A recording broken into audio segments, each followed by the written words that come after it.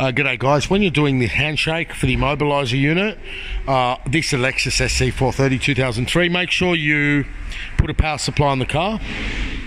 If you're switching the ECUs, okay, get in the car,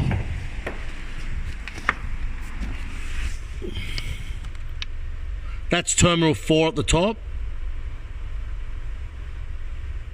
and terminal 13 at the bottom. Let me just double check. 4, 5, 6. Yeah, terminal 13, you can see the orientation.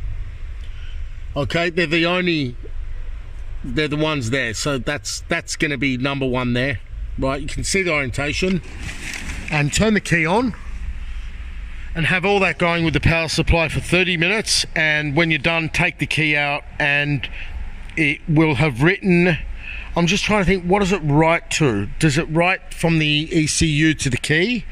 Either way, the EEPROM, the code in the EEPROM will be reset, and make sure you have a power supply on it. That does the handshake. So if you just switch an ECU over, basically what you'll have is it'll start and stall. It'll be like, it'll crank and it'll stall.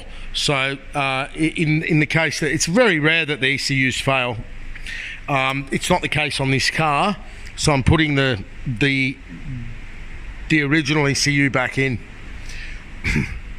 This car, if we ever fix it, we'll have a video all on its own.